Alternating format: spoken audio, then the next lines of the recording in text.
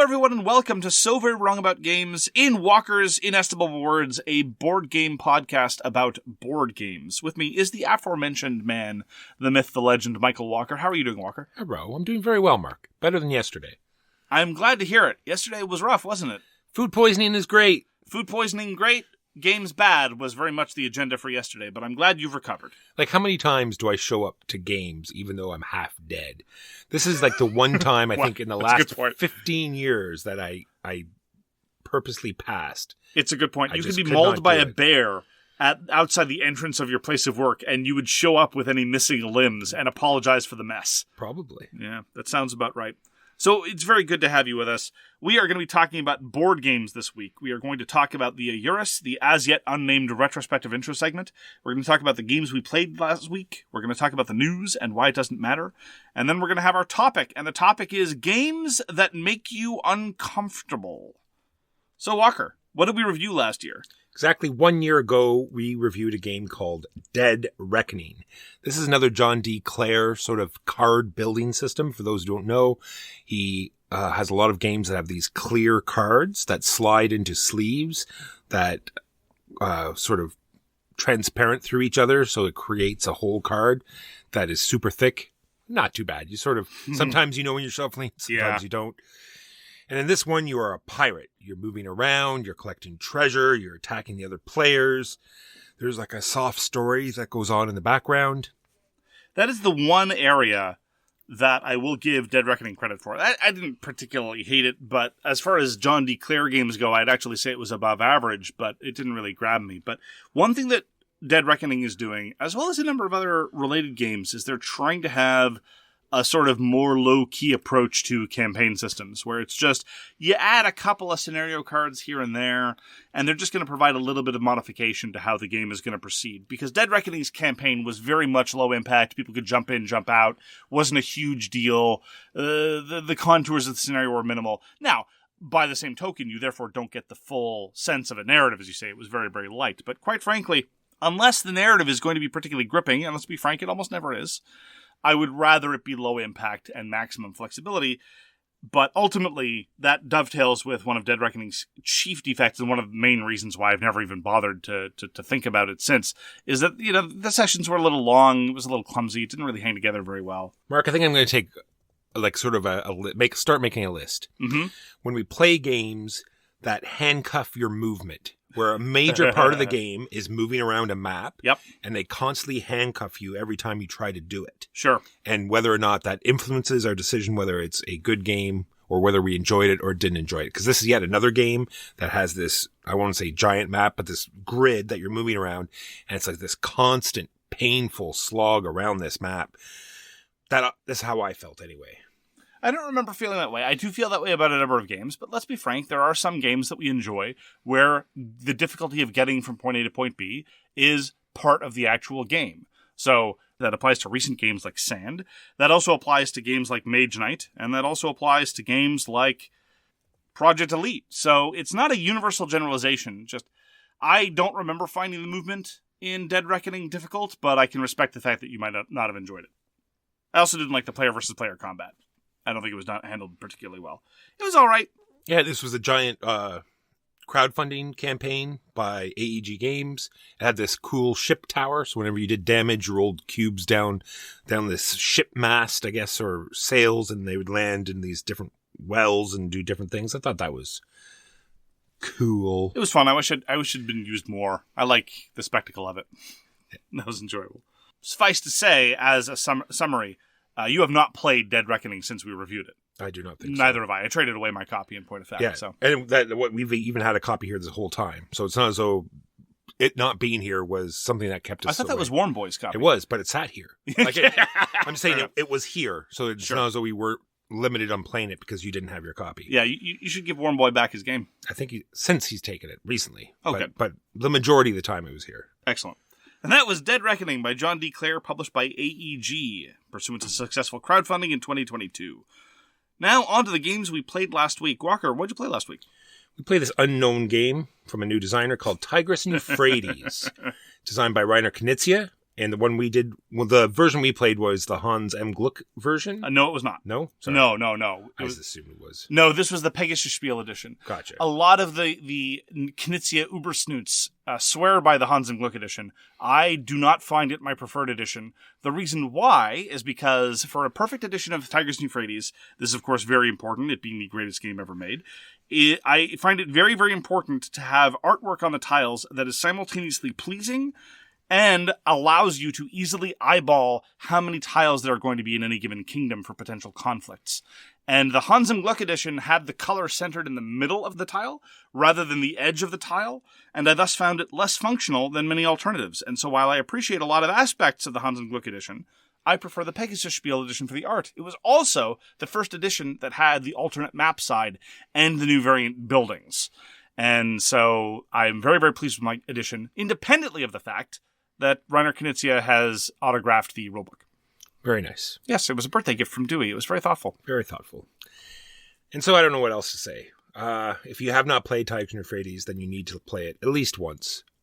Like I said while we were playing it, I could play this game only and still be happy. It is a fantastic game where the board state is constantly changing. You are threatening areas. You are or making people second guess.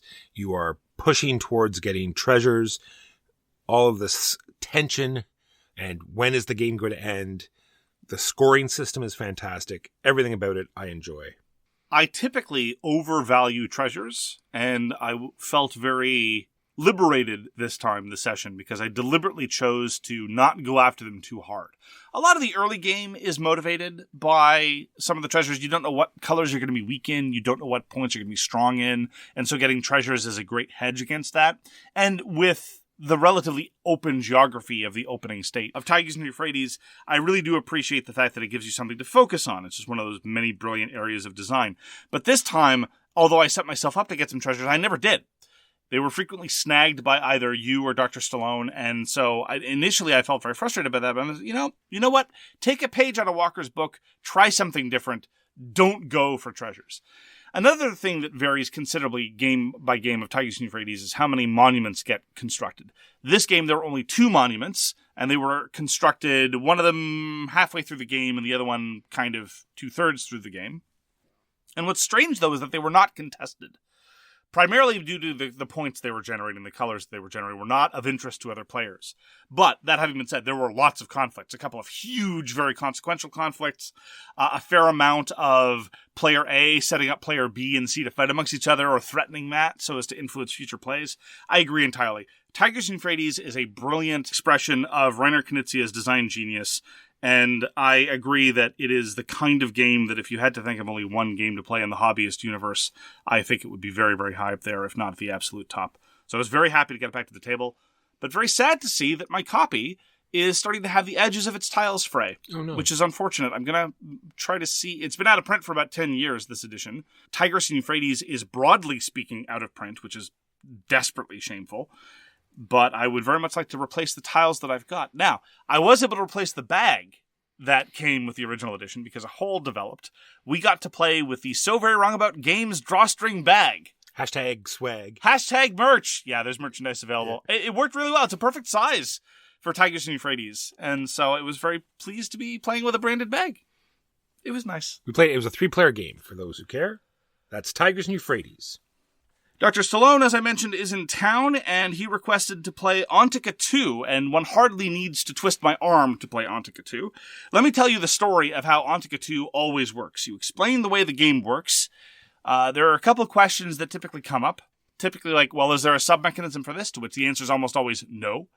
One of the most common questions is there any way to transport land units with boats? Because it's a Civ-type game. You've got all the trappings of Civ-type games. You've got your infrastructure. You've got your military units of 2 different types. And you start wondering about this, that, and the other. And it says, nope. We don't have that. We don't need that. The rules are just as simple as they sound.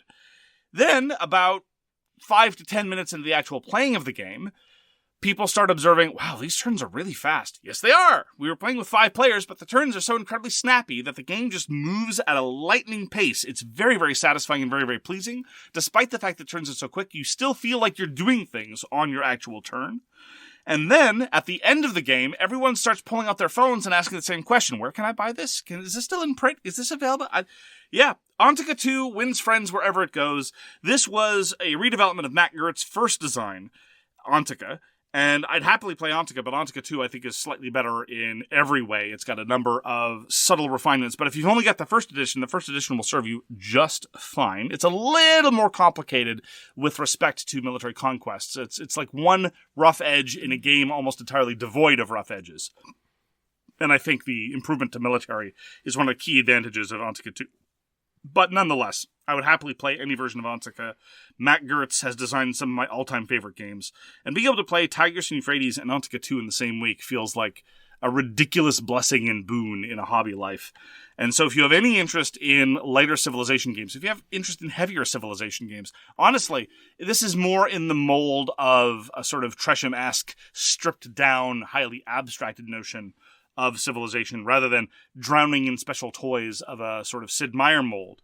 But that having been said, the technological advancements in Antike 2 still feel very consequential. I'm a massive fan of Matt Gerdts' work, especially his early stuff, and Antike 2 and Imperial, I think, stand at the very pinnacle of what this hobby can offer. It was a joy to play Antike 2.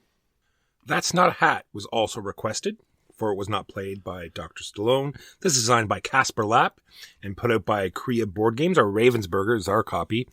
And it's a memory game. And it's a hilarious memory game. Well, until it's not a memory game anymore, because when you can't remember, then it's a bluffing game. Then it's a bluffing game. So everyone has a shape. It's all face up at the beginning. It's all sunshine and rainbows at the start. You can treasure these fleeting moments of certainty because they will disappear and be gone forever. And then when it's your turn, you very smugly pick up your card and you motion towards it like, this is a safety cone. And then you put it down, and then no one forevermore remembers that that's a safety cone. And then the back of the card will tell you which way to pass it, and you pass it over to the next person. And now they have to remember it's a safety cone, and they do the same thing. They pick up their card that was face up, tell everyone what it is, then put it face down and move it towards the way it's supposed to. And then the cards start moving around the table, and hilarity ensues. And so when it's your turn, the oldest card in front of you, you must declare what it is. And then pass it the way the arrow says. And then, much like cockroach poker, the player that you pass it to must agree with what you say or disagree. And if they agree, they just take it into their queue. And if they disagree, they turn it up. And whoever was wrong takes it as a point. The first person to 3 points is the big loser. Well, but that's the thing. I keep thinking that That's Not a Hat is premised on the same kind of scoring as particularly cockroach poker, where there's one loser and everyone else wins. It feels like it should work that way, and yet it's not. In the rules as written, there is an actual winner. But you're right, it ends up feeling more like the other way. Yeah. It's so bizarre.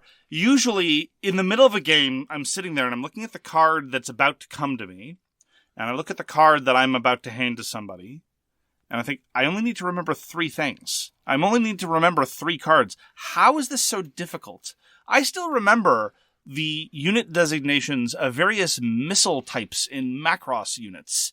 I still remember the brand name of some armaments and mechs for Battletech. Maybe this is just a mech thing. Maybe if I recontextualize this as a mech game, and when someone passes me cheese, I think of it, this is a cheese mounted on a bipedal robot. Maybe then I'd remember it better. I don't know. But it seems so simple, and yet I'm sitting there. And it leads to my biggest criticism of That's Not a Hat. I will still happily play it whenever.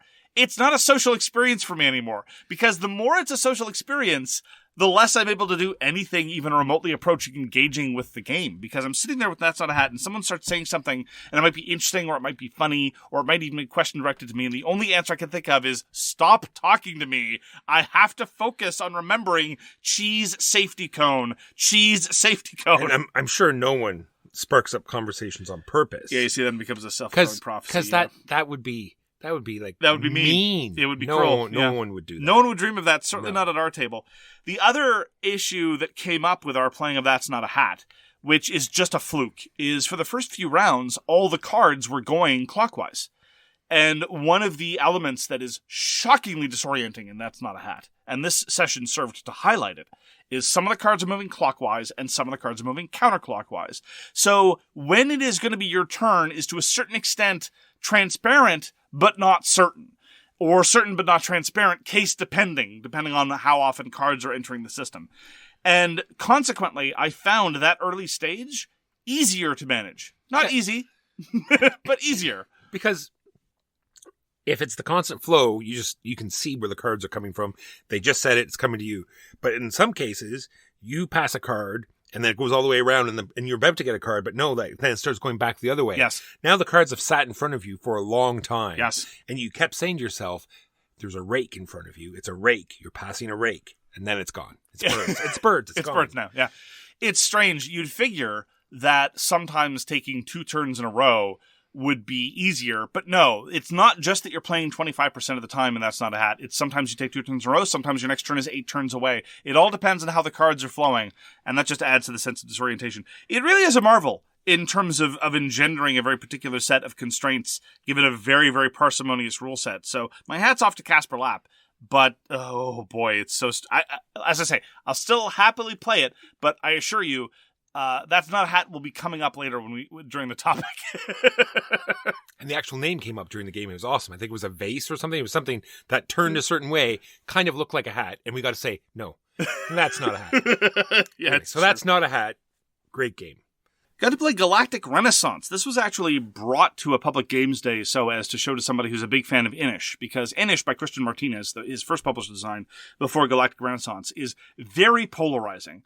Generally speaking, people have very strong opinions about Inish, and it has its absolute defenders, and then there are a lot of people, like the 3 people who are sitting down to play Galactic Renaissance, who like bits of Inish, but overall do not enjoy the game. And that very much described my impression, as well as Dr. Stallone and Assimi, who are the other 2 people at the table. The person for whom I brought Galactic Renaissance did not get to play Galactic Renaissance. Such is the way of things. The vicissitudes of public game nights. And yes, as I always say, when I voluntarily play a game that we've reviewed in the past month or so, that definitely means that it's still crawled inside my head that I'm still happy to get it back, because typically we have to play it back to back to back in order to get enough data, get enough information to really solidify our thoughts on a game. And so I'm more than happy most of the time, even if I thoroughly enjoy a game, to let it breathe for about half a year, given the size of our collections and the number of things that I have to play. But Galactic Renaissance is really great, and I love the way that it ramps up. I love a game with an arc, and Galactic Renaissance starts off very, very focused with 2 victory conditions, but by the end of the game, you've got 3 victory conditions, 2 of which are entirely different from how they started, and the galaxy is now populated with planets. And the one big downside, I think, is more one of expectation than anything else. Because when you're explaining the game to people, when you're explaining Galactic Renaissance and you say, okay, and if you end your turn with more than 20 points, you go down to 20. You have to get 10 or more points in your winning turn in order to win. And people say, oh, well, that's interesting. Not really. In practice, all that means is that you're going to win on a scoring round instead of one of those other non-trigger all scoring cards that generate 2 or 3 points at a time. It just means you can't nickel and dime your way to victory, because by the end of the game, if you've put your ambassadors in the right places, getting to 10 points is relatively straightforward. It's not a huge lift. It sounds like a huge lift at the start, and when your first couple scoring rounds generate for you 4, 5, 6 points, it seems like a big lift, but again, once you have more experience with the Galactic Renaissance and you know a little bit more about how the pace proceeds, it kind of generates a bit of a false impression, but whatever. That's not even really a criticism, it's just an observation about expectations. And you can kind of time it, right? So if someone plays their scoring card, like you said, and they zoom up, either 2 or a little bit past 20, then the way the deck works, they're not going to get that card for a little while. So you do have maybe 1 to 2 turns, maybe even more, before that's going to cycle back, that they're going to have enough to get that 10 points. Oh, absolutely, yes. Managing the tempo of your deck, reacting to the tempo of your opponent's deck is huge, because your deck does not shuffle. And cycling that Senator card, the one that triggers scoring all of the victory conditions, is massively consequential. And indeed, this session of Galactic Renaissance, I focused on specialists that allowed me to cycle my deck faster. And I felt that to be hugely consequential and very powerful. I felt like I was able to get my Senator about 1.5 times more often than other people were. And I do think that was one of the reasons why I did so well in that particular session. I mean, that and experience with the game system. You play with 2 people who haven't played before. Generally speaking, the handicap is in your favor. But Galactic Renaissance remains very engaging, very enjoyable, and indeed, it hits all the notes that I wanted Inish to hit, as well as hitting all the good notes that Inish does hit. But by the same token, the conflict system is not as wild. Nobody's forced to take the Geas card and take the hit for the team. There's less of a sense of weird random nonsense noise through the red cards entering. entering it. Inish, again, to encapsulate my criticisms, was this awkward combination of really interesting planning where all the elements had to come together and a weird amount of noise either coming from random card draw or player actions that don't necessarily make a whole lot of sense, either from this perspective of your plan or in general. Or players that are new, not understanding how the mechanisms work and then throwing the game. Exactly. Yeah. One conflict that is started at the wrong time, or that is kept going longer than they ought to have sensibly done so from quote-unquote optimal play, can throw Inish off the rails, in my experience. Galactic Renaissance has that same degree of flexibility, I find, that Inish has, and the same excellent elements of planning, this time deck management rather than drafting, but without a lot of that strangeness. And so Galactic Renaissance for me is a real winner. I'm very, very glad to have backed it on Kickstarter precisely because I like watching interesting designers iterate, even when I don't like some of their designs. And that was very much what happened with Christian Martinez, and I think Galactic Renaissance is a winner. So if you hated Inish, I would really recommend giving Galactic Renaissance a try if you thought that Inish had anything promising. If you really loved Inish, I still haven't played Galactic Renaissance with one of the real diehard Inish supporters. And I'm curious to hear what they would have to say, because if Inish supporters like Galactic Renaissance as well, then it's a winner. So, but it's possible that like, this isn't Inish enough for me. I wanted it to be more Inish. Who knows? I guess at that point, again, it would be about managing expectations. I suppose in future, to find out the actual answer to this, I shouldn't be framing this as, oh, you liked Inish? Try this. I should just be knowing that they like Inish, suggest them this entirely randomly. Yeah, that's probably the better route. Got to be sneaky about it. Got to go through the side way. All right. So that's Galactic Renaissance by Matagot and Christian Martinez, published this year. Since we had a new player, I found another victim to pounce the Vale of Eternity onto. This is designed by Eric Hong and put out by Mandoo Games. And it's very much get a ridiculous combo started and get ahead before the other person can stop you. It's very much knowing, in my opinion, knowing the cards, knowing what cards not to let your opponent take. And so I was happy to see that he enjoyed it, even though it was his first play. So I was happy about that. Vale of Eternity, you have this giant deck. All the cards are different, and they all sort of create these, to me, interesting combos where you have, X number of cards in your play area. It's an interesting system where you can only have as many cards in your play area as the round. So it sort of builds exponentially, and you can sort of pay. That's just linearly. It advances linearly. There you go. Yes, exponentially would be doubled every time. Yeah, sorry. It advances linearly. And literally. And, now I'm sorry I brought it up. Yeah. And so far, like I said, it's very interesting because all the art, very nice. All the combos are interesting to me. The gameplay and how the money system works. You have sort of 4 slots for these gems, and the gems are different values. So you can have anywhere from, $24 to, $3, whatever. And, anyway. I'm glad someone else likes Vale of Eternity, and it's getting an expansion. I want to try it again. I just didn't like how the scoring cards came distributed in our one session. It always seemed like there was typically one card that came out that would get a lot of points, whether or not you had the predicates for that combo, and then some cards that didn't. And so it didn't. I felt that the drafting felt a little flat as a consequence. But I liked the fundamental systems. I'd be willing to try it again. Yeah, true. In 2 players, it's very much more restrictive because either you're getting it or your opponent's getting it. Right. Whereas if I think in multiple players, it might even that out a little bit. Who knows? Vale of Eternity by Eric Hong. Played another game of Meeple Circus. This is by Cedric, Millet, and Matagot. And Meeple Circus is a dexterity game that Walker introduced me to a few years ago after it was published, primarily because we love dexterity games. And honestly, although I'm perfectly happy to play a full-length dexterity game, I don't think Meeple Circus plays to its strengths. You're spending most of the time drafting stuff and doing all this other procedural non-stacking stuff. And then you do this dexterity thing that isn't really very dexterity-ish. I mean, there's a little bit of dexterity, but mostly it's just about arranging your things in the appropriate patterns. So these scoring cards that come up and say, I want you to have 2 acrobats on their head supporting a 3rd acrobat standing on both of their feet. It's like, oh, okay. So now I just need to draft the acrobats and arrange them in a proper way. So if anything, it feels more like a kind of a bizarre combination of tiling and dexterity, because stacking them is not the difficult part. Again, it's more the planning. There's lots of charming stuff. You can draft elephants and monkeys and specialists of all kinds, and there's a lot of silly and goofy elements for the challenges, like during the last round, you could have a challenge that said you have to name all your acrobats as you place them. I'm a big fan of whimsy of that nature. You have to say, ooh, ouch, every time a piece falls or something to that extent, as well as, your traditional dexterity game, like play with your offhand, play with one hand, eye covered, stuff like that. Ultimately, though, I wish that it were, the goofy to length to non-goofy ratios just seem off to me in Meeple Circus. I'm perfectly willing to play, but the play time, I think, is a little too long, and or the number of challenges not good enough. Because you only stack 3 times over a 45 to 60-minute game of Meeple Circus. I mean, compare that to other dexterity games where you constantly get to do the fun stuff, or other drafting games where you're drafting a lot more cards. You only end up drafting 6 things and stacking 3 times. It's not a whole lot of efficiency, and so I don't derive as much pleasure in watching everyone else do their circus things. In the last round, everyone goes in sequence, and it's kind of by necessity, and that also kind of saps all the momentum out of the game of Meeple Circus. So if there was some way to increase the number of rounds without increasing the duration, if there was some way to increase the dexterity challenge without increasing the flukiness, I'd very much be in favor of. But as it stands, Meeple Circus, I think, is a clever idea that doesn't quite manifest. And so I'm perfectly willing to play it, but it's not something I'd suggest, and I don't think it belongs in the top tier of dexterity games. No, that's why it's definitely dropped off my list. I put it more sort of in the event category. Same with Catacombs or Rush MD or Kitchen MD. It's that one game you pull out every couple of years and say, remember this? And then you mess around with it for a while, and then it goes back on the shelf. Sure.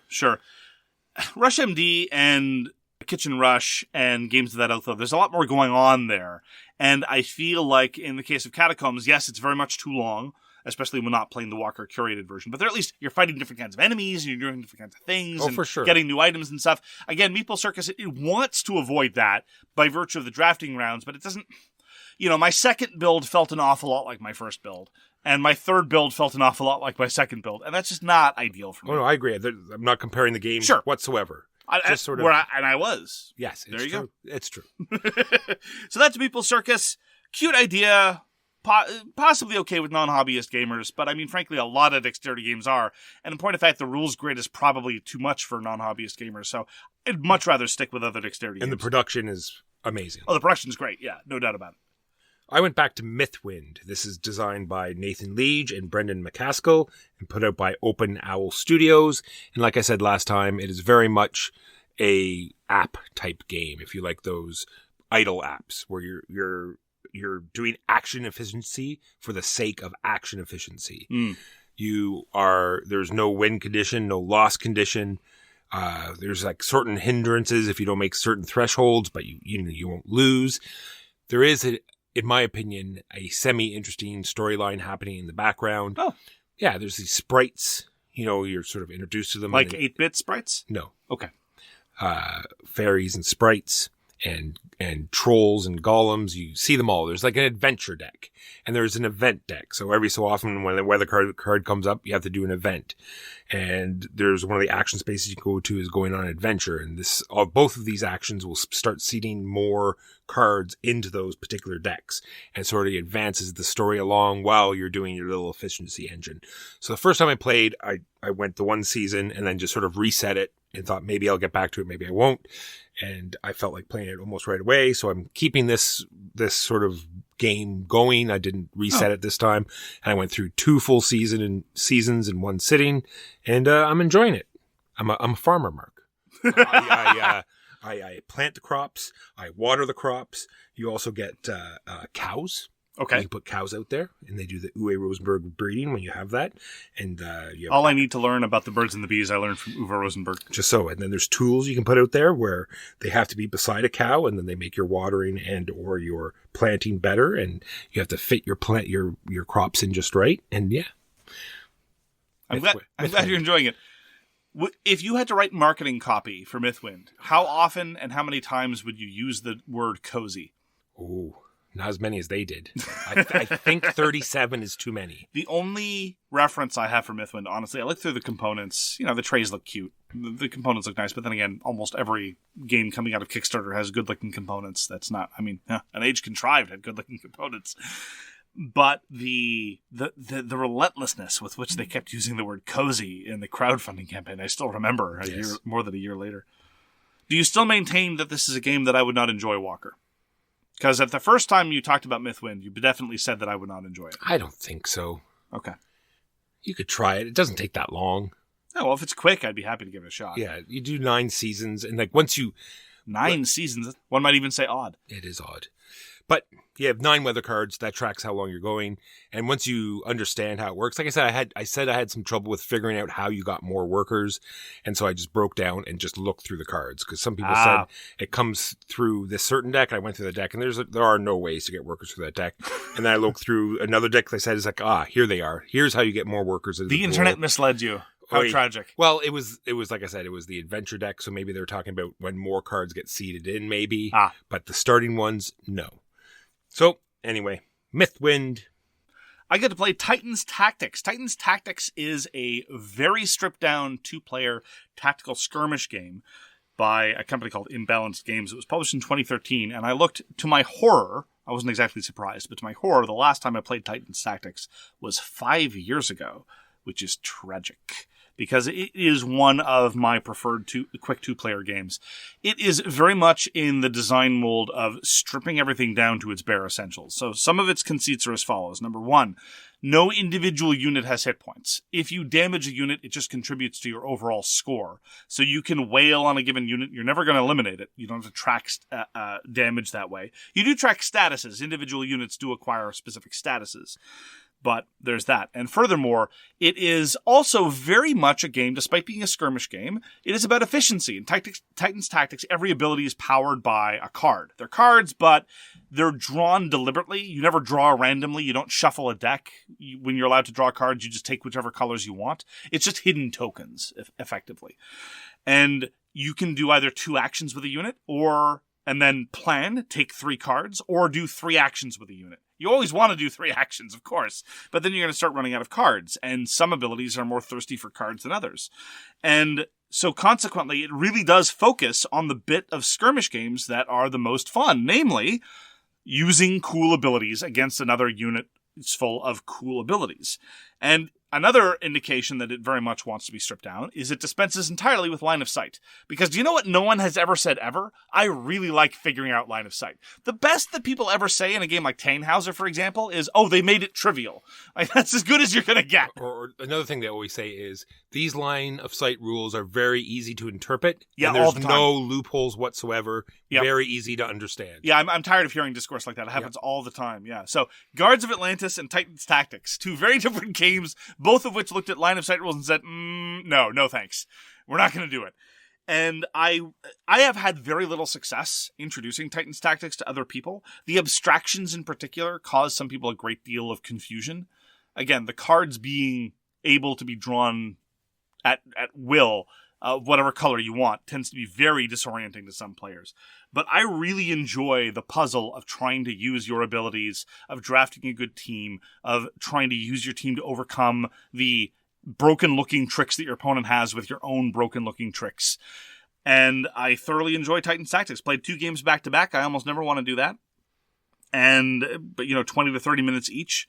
Splendid variety of unit types, especially when you look at the expansion. Game's heavily out of print, but it was on clearance for a while, so we've got some spare copies here at So Very Wrong About Games, so if you want a copy, let me know. For price of shipping, I can hook you up. That is Titans Tactics, designed by G. Kelly Toyama and published by Imbalanced Games. Those are the games we played last week. Now a quick break while we pay some bills.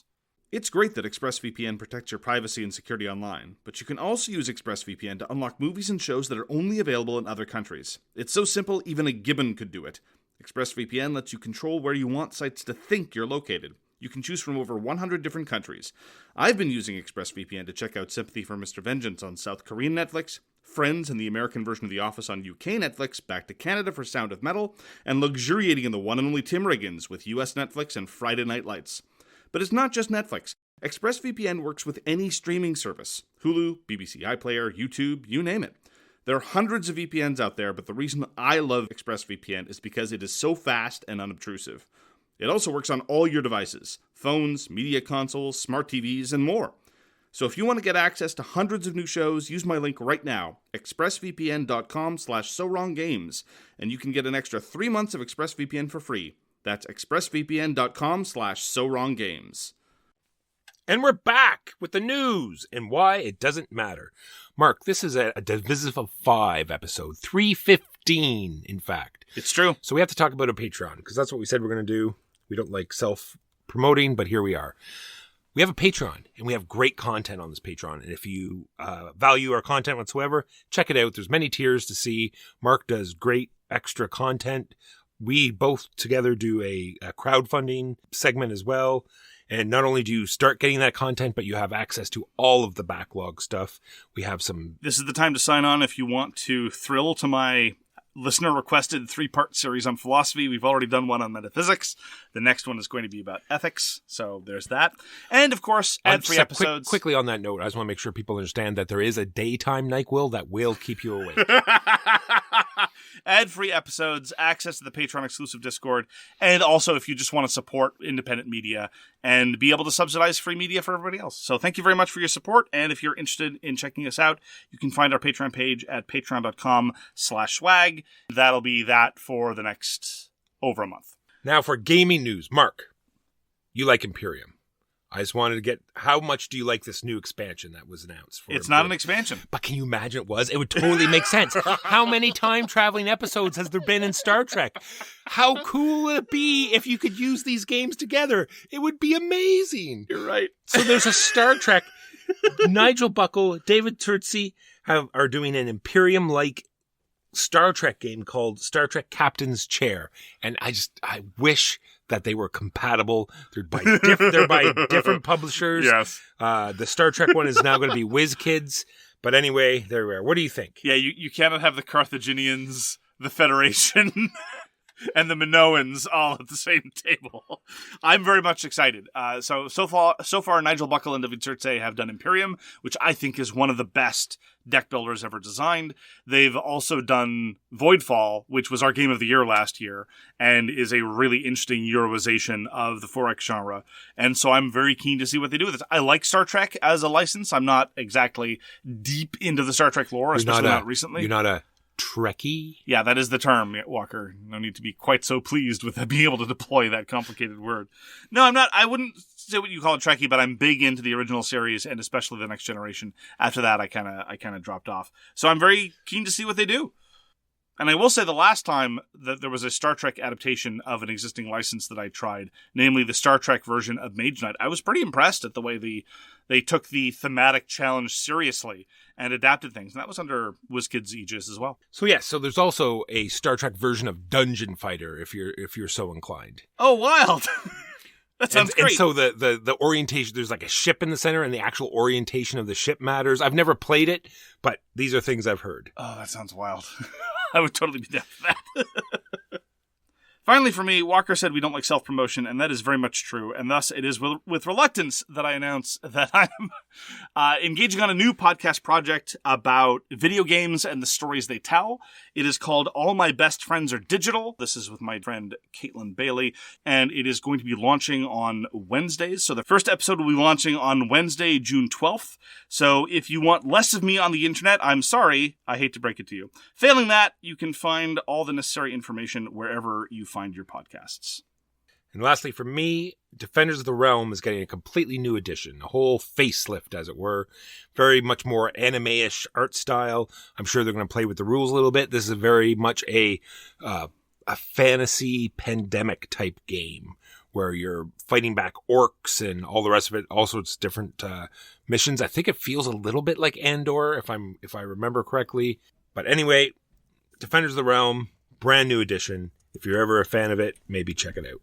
So that is the news and why it doesn't matter. Now on to our topic this week, games that make you uncomfortable. Walker, why do you want to talk about being uncomfortable? Well, I was looking at just because I don't want to spout about all the good stuff. Sometimes there's bad stuff, and I like to talk about it, even though the last topic was negative as well. But anyway, moving on. I'm looking at my stacks of games, and I see Splendid Vale. And other than the god-awful combat system, I'm wondering, why don't I want to play this? And this is not a huge part. This is just the reason why I chose this. It's not, this is not an egregious a thing. It's I was playing a character that was blind, and I was just doing normal stuff. And I just felt as though, is this really taking into account the suffering and, all the things that blind people have to go through? And I just say, oh, I'm playing a blind character. Look at me. And I didn't feel as though that felt, good. That's interesting. I don't know. That's what I mean. It's confusing. I'm not sure. Sure. I haven't thought it all the way through, but I just don't know if that's a good representation. I don't know. Yeah, well, that touches on a lot of uncertainty that exists in a lot of discourse surrounding disability accommodation and disability circles generally, right? There's this big, I don't know that I would put it in terms of, the suffering that blind people encounter. That might be, well, I don't want to say, a little too far. Yeah, I don't want, but some of the challenges they face. Yeah, and the work they have to put in is what I mean. Sure. Yeah. Yeah. In part because of lack of accommodations and in part Yes. because of the disability itself. And of course, where that line gets drawn is a matter of fierce debate. I remember actually, I was having a discussion with Dr. Contra just the other day because there's a raging discussion in the deaf community about there are a lot of raging discussions in the deaf community about the interplay between accommodation and between integration. There's a lot of discussions in the blind community the same way. Like, for example, there are some individuals who echolocate, and that is one way that they navigate the world as blind people. But by the same token, there are advocates for the blind as well as members of the blind community who argue that clicking in public is perceived as weird and might lead to greater ostracization and therefore discourage the use of echolocation as a way to compensate for being sightless. And so, yeah, there are a lot of issues surrounding these things. And I agree with you, as someone who is not plugged into the disabled community, I too feel somewhat uncomfortable anytime a member of from the disabled community is represented. I immediately become nervous, like, wait, how good is this representation? I just don't know. My ignorance puts me in a state of supreme discomfort, so I know exactly what you're talking about. Yeah. That's a good example. All right, so I think a lot of these games and or things will drop into some categories, or I think we should put them into categories because that might lead to some discussion as well. I have theme, stress, and hidden agenda. Ooh, yeah, no, those are good. Those are good ones. I would also put. I've got another couple ones, but let's deal with your categories first. All right, so theme. I'm not going to go too much into it. Just war games where the conflict is still happening, and where they have actual pictures of the conflict and actual named people that are in that conflict. Yeah, that's been one of your consistent objections. Don't like that too much. Secret Hitler is a problem. I just don't like giving any airtime to that kind of thing. Sure, they could have named it anything. Why that? I do think, though, I just want to point out that there are some games that really grapple with this discomfort and deliberately make you uncomfortable. And I think that can be very good and very illustrative. I mean, 3 games that come to mind are Meltwater, which we adore, and the discomfort you're feeling there is very interesting. Votes for Women as well. Puts you in the anti-suffrage category and that you should live in that discomfort and feel that discomfort, as well as This Guilty Land for much the same reason. The trick is actually, you talk about war games. I wish more war games did that. I think there's a reason why Meltwater, Votes for Women, and This Guilty Land are all published by non-traditional war game publishers. Of those 3, Hollandspiele is probably the closest to a war game publisher, but they publish a lot of non-war games or war games that take things from a different perspective. If you look at GMT's catalog, you look at the way Advanced Squad Leader does things, you look at a lot of the more mainstream, even some of the smaller ones, like Conquest and other people.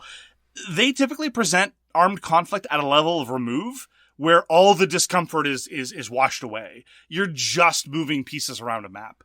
And that's okay, I think, for the most part. I do wish that there was a slightly greater proportion of war games that grappled with war in a way that made you feel that level of discomfort. The good kind of discomfort, the productive kind of discomfort, the kind of cognitive dissonance that might lead to reflection and or insight. Or learning, the learning kind as well. Precisely, yeah. Absolutely.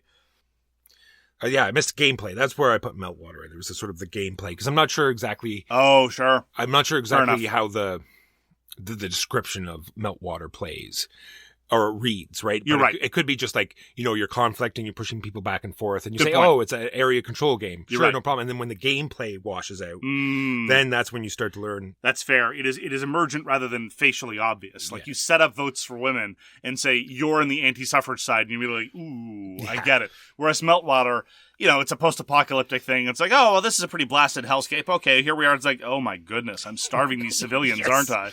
Yeah. So other gameplay, other games you want to put in the gameplay category? Twister. Yep, different kind of discomfort. Yep, yeah. Absolutely. Dungeon Fighter as well. Yeah, there's this game, when doing research, this game I found called True Colors. Mm-hmm. It's a party game, but then it has just like weird questions. Like, you always vote for a person that's playing. So there'll be a question like, who's probably wearing sexy underwear right now? Sure. Or who's most likely to cheat on their spouse? Or, oh my goodness! Well, I shouldn't. that was sort of off the cuff. I'm not sure that. No, but I understand what you're getting at. Like, we play a lot of games like Just One, like Green Team Wins, and once in a while we'll make reference to somebody at the table as a joke. But if that were the entire game, I'd feel pretty uncomfortable, especially if there's actual content to it. Like, who do you think would be most likely to cheat on their taxes? Who do you think would be most likely to... I don't want to... There are definitely questions like that. I don't even want to chase that down. Yeah, that's the bad kind of discomfort. Yeah, and physical discomfort, again, Dungeon Fighter, we actually had to bin a couple of restrictions because of the knees of a number of people at the table. You and Huey both had bad knees. You toughed it out, though, because you, hate yourself. There is also, I would include nearly any real-time dice game, because dice will fall off the table. True. I put those kind of games under stress, right? Real-time games I put under stress. I'm differentiating between two things, right? True. Real-time games give you the discomfort of doing things under a time pressure. I'm talking about literally the fact that many games seem to lead to more component droppages, and depending on your setup, it may be more or less uncomfortable to crawl around looking for that missing die or cube. True. I contest that it's the stress that made you drop it in the first place. Sure. Compounding the discomfort. Multiple different kinds of discomfort. Yeah, time pressure is obviously a very clear source of discomfort and stress in many game-playing environments. And then there's that game you play in the dark. Yeah, so Nyctophobia. Nyctophobia, you play with wearing blindfolds. There are some games that prompt you to close your eyes for brief periods of time. Like Just One, for example, is fine. Just One, you close your eyes while people are coming up with their clues. That's okay. Then there are games where you're expected to keep your eyes closed longer. Like, I'm starting to think like things like Hand-to-Hand Wombat or Team 3. That's starting to push it a little. Again, amongst strangers in public places, right? Another thing that prompted this particular topic was something we covered in the Pledge of Indifference, which is the crowdfunding thing, was that they're doing Werewolf in the Dark. Yeah. So technically, I don't know how you do it in a big city because it would be so much like outside light coming in. You're supposed to make sure like your whole house is shut off all the lights, black, keep everything black. Yeah, and then you play some sort of werewolf game. Yeah, with everyone moving around the house. And there's a warning on the page saying that there's a high risk of physical injury. At least they're conscious of it.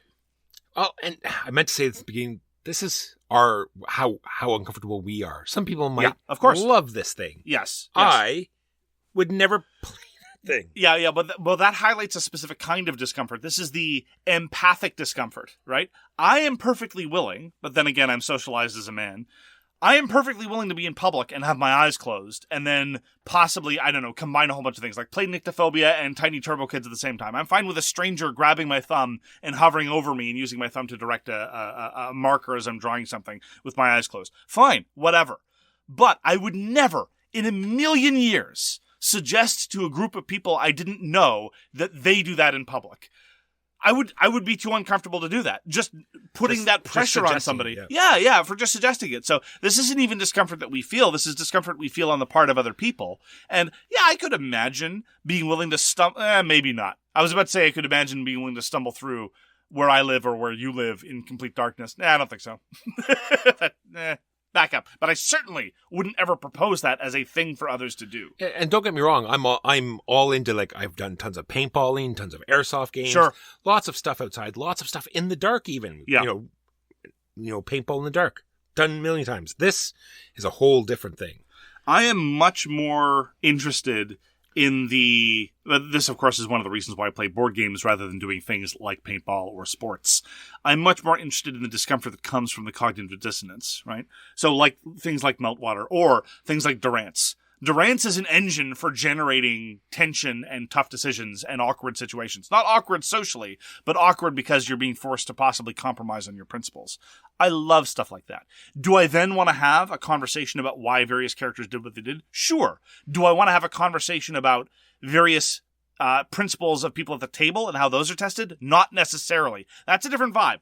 You know, I used to be more a philosopher. I have those discussions all the time. But, you know, the intersection of gamification and personal values can get real awkward real quick, especially for people for whom they're not accustomed to thinking about it in a more abstract way, and it's all deeply personal. Conversations like that can go off the rails real quick, and I'm not comfortable doing that. That was one of the problems I had with Principal Dilemma. It just felt too personal. It was like that party game where you start asking about what you think about all your friends. No.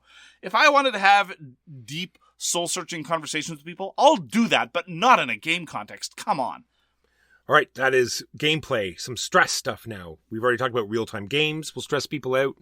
Dexterity games will stress some people out. Yep. And like you just talked about, Durance role-playing games. Some people are right out. Oh, yeah. When it comes to anything like Yes. being on the spot and being creative and telling a story. Not that they can't do it, but under scrutiny or under everybody waiting or some sort of time or just being uncomfortable with it, sometimes role-playing games bounce really hard off of some people.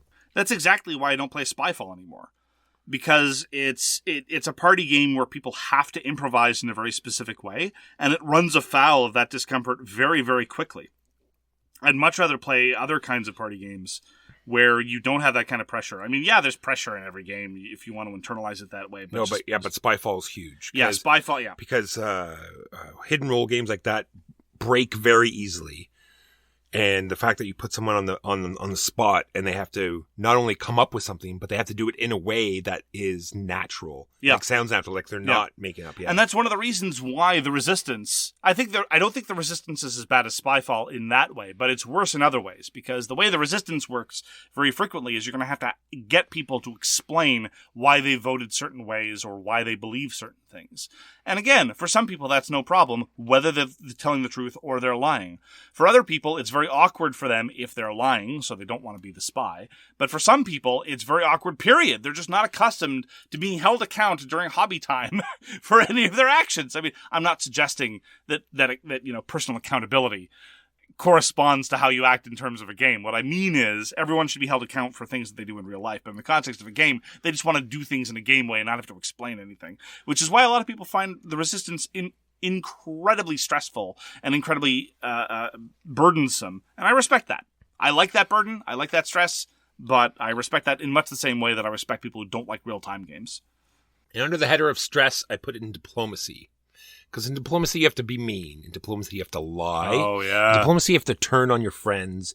You have to lie to them. You have to make pacts with people and break them secretly and knock people out of games. Yes. And hinder them for long periods of time.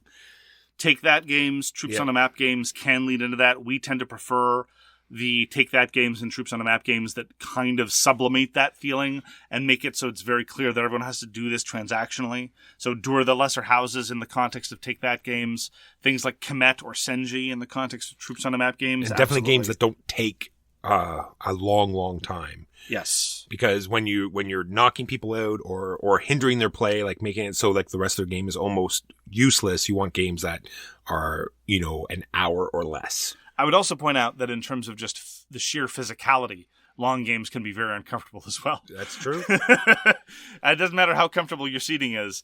If that game's going on for 6 hours, you should probably take several breaks where everyone just walks around for a bit. I didn't really come up with any games for a hidden agenda, but I assumed that you would have something. What do you mean by hidden agenda? Well, like the designer made you play, just had the cards and stuff in a way that they were, politicizing something within the game that, comes out during play. Well, that's actually one of the things that I find uncomfortable about Secret Hitler, because I don't think this is an intentional element of the designers, but very often a game will reveal a certain cast or a certain framing of either historical events or real-world events that I think is deeply revisionist. And especially lately, with the renewed struggle against neo-fascism and crypto-fascism, I object very strongly to the notion that the rise of fascism was somehow some great mystery and that it was hidden, that it came out of nowhere, that normal, reasonable Democrats were elected, and then suddenly they ripped off a mask and they were a lizard underneath. That's not how fascism works. You have to take authoritarians at their word, and when they say fascist things, you acknowledge them as fascist, and then try to keep them out of power, right? And so the weird narrative that Secret Hitler spins is actually kind of deeply troubling, independently of its association with Nazis. So I don't think that's a question of a secret agenda. I think that's just a question of a game implying something that's deeply troubling. True. It's the same, it's somewhat related to another area of deep discomfort that I have to a lot of games, and that's when the representation of women is embarrassing. Again, this isn't a question of like my being prudish or offended at the sight of the female form or whatever. It's like, look, this is an indication. This is kind of telling me that this is a product just for boys, and that women are the other and to be viewed as objects. And that makes me feel uncomfortable, and I don't want to do it. Like, recently I saw there was a big announcement. Terry Bogard is going to be in Street Fighter 6. I'm all about that. So is Mai Shiranui. I love King of Fighters. Mai Shiranui makes me deeply embarrassed for fighting games in particular and video games in general. And so I would rather that not be a recurring problem.